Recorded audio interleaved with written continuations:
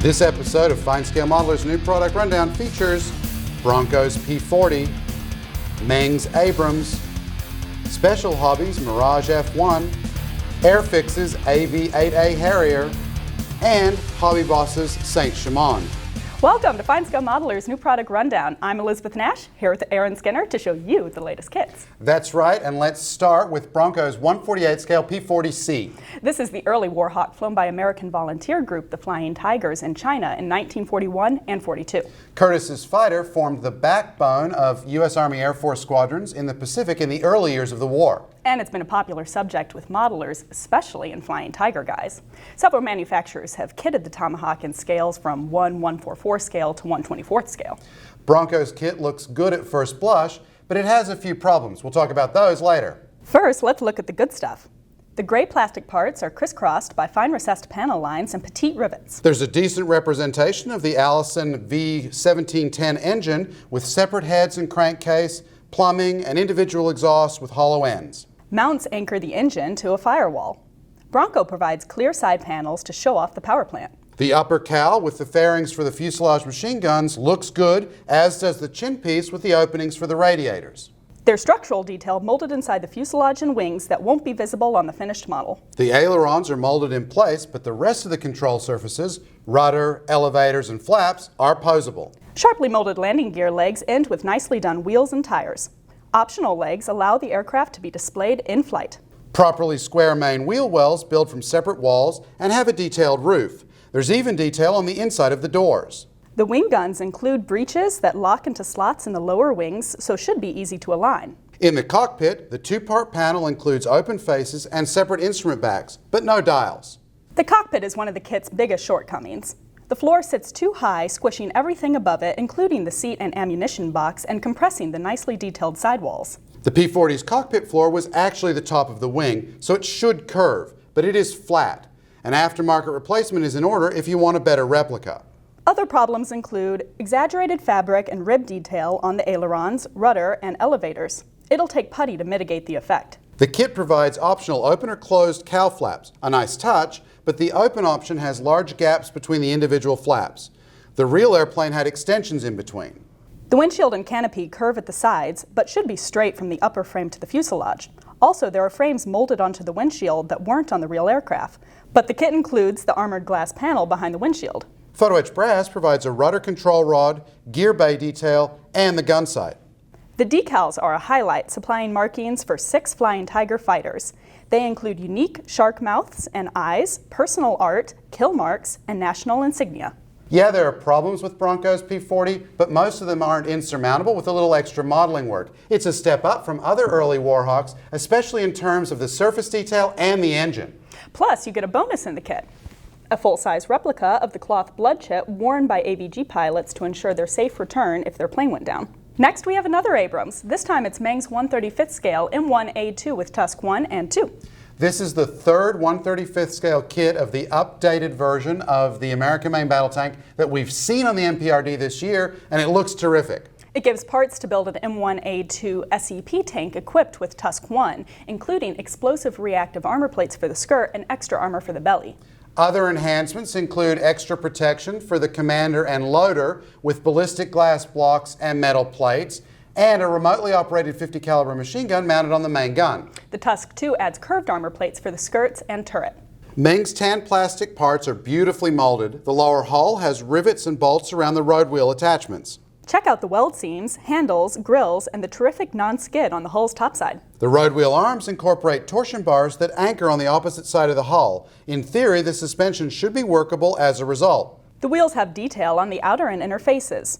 They and the drive sprockets trap vinyl polycaps that will leave them movable. The individual track links comprise 6 parts, including front and back pads and separate center guides. A jig aids assembly. The exhaust grills on the rear panel have deep open louvers and diversion vanes. The belly armor is a single part. The basic skirts are molded with the sections separately, and the Tusk 1 ERA blocks are a single unit that attaches to the skirts. Different ERA block groups have the mounts for the curved Tusk 2 panels. More brackets support the panels for the turret. The turret parts show the same attention to detail with great-looking non-skid and welds and bolts even under the overhangs. A lot of the hatches are separate and the drivers, commanders, and loaders work, but there's no interior. The frames for the turret basket are scale thin and will need care to get off the sprue without damage. The main gun is molded in halves with a separate muzzle. The whole thing attaches to a 4-part mantlet. Clear parts are provided for the ballistic glass blocks and the protective screens around the hatches, periscopes, vision blocks, light lenses, and optics. Photo-etched brass supplies engine grills, rear mud flaps, mesh bottoms for the basket, CIPs for the turret, and more. Decals provide markings for 4 U.S. Army Abrams in Iraq, including stencils and cool turret art. This looks like another great Abrams, and it'll be interesting to see how it stacks up against the Academy and Rye Field kits. Our third kit is a 1/72nd scale Mirage F.1 from Special Hobby. This Czech manufacturer has a reputation for short-run kits, but its recent ones are really nice, modern, mainstream toolings. The kit features locators, distinct even panel lines, and plenty of detail. Designed by Dassault, the Mirage F.1 serves as an interceptor and strike aircraft. It entered French Air Force service in the late 1960s and saw combat in places like Chad, Mali, Libya, Ivory Coast, Iraq, and Afghanistan. The high-wing fighter has also been operated by several other countries, including Spain and Morocco, whose markings are given in this kit. Check out the panel and hatch lines on the fuselage parts. There's good detail molded in the wheel wells. The small cockpit features a tub, back wall, optional Martin Baker Mark IV and Mark X ejection seats, and a panel with decal dials. The intakes are beautifully molded, and there's detail inside the jet pipe. The wings, horizontal stabilizers, and vertical tail look as good as the fuselage with consistent panel lines and control surface outlines. Optional noses account for aircraft with and without the refueling probe. The landing gear legs are sharply molded, as are the wheels. Nicely cast resin is used for the optional wingtip missile racks, outboard pylons, and flare dispensers. A sprue of weapons is provided, but this kit only uses 2 sizes of fuel tanks. Clear plastic supplies a separate windscreen and canopy. The latter is intended to be posed open, as well as lights and the HUD glass. Cartograph decals and painting diagrams provide markings for 2 Moroccan and 3 Spanish Mirages. Speaking of Spanish aircraft by way of a segue, let's take a quick look at the latest version of Airfix's 1/72nd scale Harrier, the AV-8A, which was used by the Spanish Navy. As well as the U.S. Marines, who employed the vertical takeoff and landing fighter and its successor, the AV-8B, in a close support role. There's a lot to like about Airfix's Harrier, including good surface detail. A 1-piece upper wing that establishes anhedral and has nice vortex generators and fences. Optional auxiliary intakes to show the upper ones drooped. Intake trunks. With a fan. A decent cockpit. Cleverly molded nozzles that avoid awkward seams. Good landing gear. And weighted tires. The fighter can be loaded with drop tanks, missiles, or rocket pods. As well as ventral gun pods. Clear parts provide separate windshield and canopy, as well as a nav light and HUD glass. Cartograph decals provide markings and stencils for 2 Harriers, a U.S. Marine AV-8A in Japan in 1976 and Spanish AV-8S in 1982. If you like modern fighters and 1/72nd is your scale, it's hard to imagine you could go wrong with either Special Hobby's Mirage or Airfix's Harrier. Both look to be easy to build detailed replicas. Don't go away. We'll be right back after this message. Are you faced with stacks of unbuilt kits?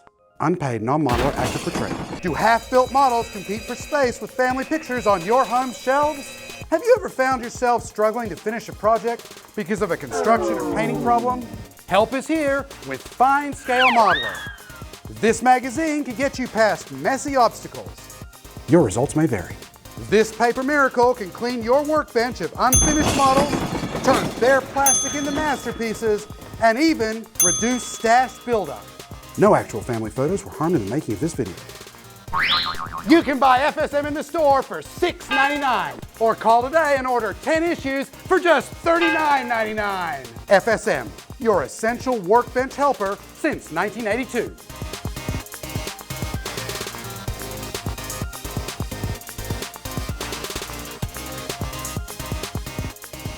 Finally today, let's take a look at HobbyBoss's 1/35th scale Saint-Chamond Late. Early versions of the French heavy tank were plagued by narrow tracks, unsuited to the 23-ton vehicle. So they added wider tracks, beefed up the frontal armor, altered the roof, and added a 75mm field gun. This kit represents that later version. The main hull parts have great detail, including rivets, bolts, panel lines, and straps. Many of the kit's more than 300 parts go into the suspension, which starts with the chassis plate. To that is added the unique bogie and frame system. followed by springs and 16 pairs of road wheels, as well as fine idlers and big drive sprockets.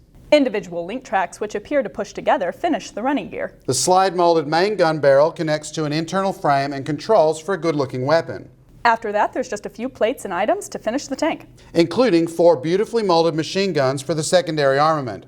All of the hatches are separate. A tiny photo-etched fret provides the maker's plate on the stern and a couple of connectors. And there's a bit of pre-cut acetate for the light on the roof. Decals provide markings for 4 French tanks in colorful camouflage. Another nice World War I kit to mark the centennial of tanks in combat. Look for reviews of the Abrams and Mirage in upcoming issues of FineScale Modeler magazine. And you can see more new products in the October issue, on sale September 6th.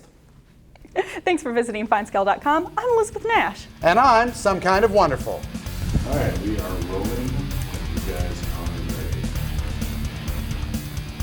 What is my line? Oh, wow, what an auspicious beginning.